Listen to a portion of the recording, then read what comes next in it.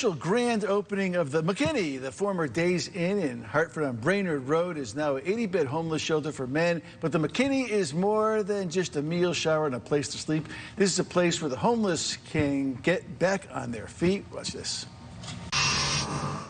The McKinney isn't just about providing a bed.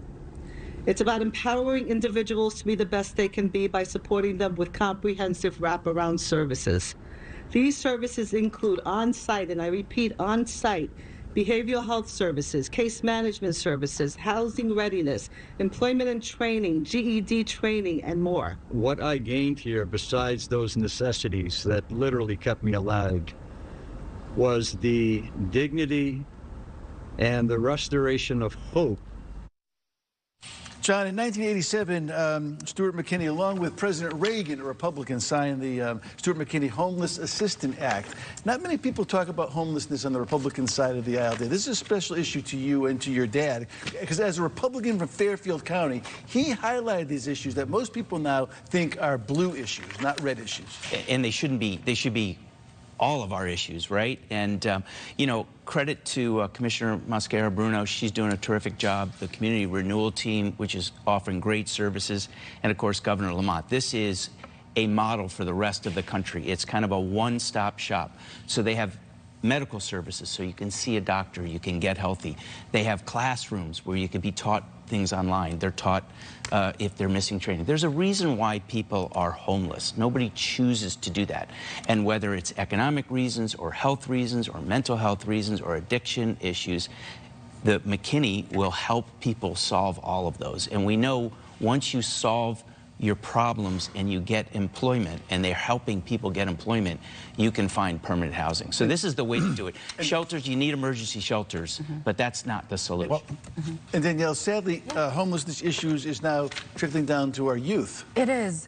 So the 119 commission, or over 100,000 people in Connecticut are youth and demographic, struggle with housing, struggle with finding affordable housing for themselves and their family. One of the biggest barriers, including in that driver, is transportation. So this McKinney Center is absolutely feed forward. We need more of it. This is good for the state, and we should take this model and then we should multiply it. It addresses those wraparound services.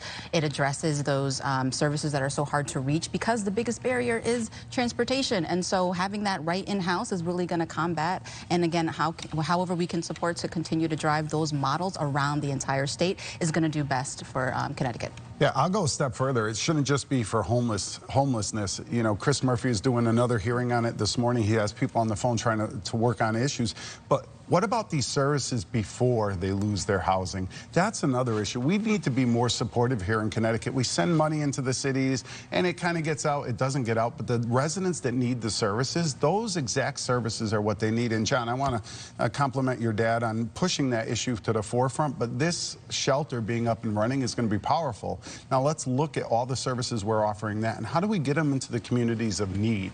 Yeah, I agree. I mean, I think getting ahead of it is obviously the ideal, and we're seeing a lot more of this now in the wake of the COVID shutdown and the impact that that is going to continue to have on society and on our economy for a very long time. And so I think this is going to be something that grows in need and not diminishes. And so hopefully we can find a way to mirror what they're doing in your dad's honor and find opportunities to do that throughout the state and throughout the country. And it's not just an urban problem. Nope. Correct. You know, I was so proud that my hometown of Fairfield, Connecticut had the first suburban homeless shelter in the state of Connecticut. And the suburban communities have these issues. They need to provide the services, not continuing to push it off into the cities, which sadly some suburban towns have done. From affordable housing to homelessness, Stuart was ahead of his time, Johnny Mac. Yep. Next on Capitol Report, the taste test with a Connecticut flair that could end up deciding the upcoming presidential election will quench your political thirst. When we come back, do not go away.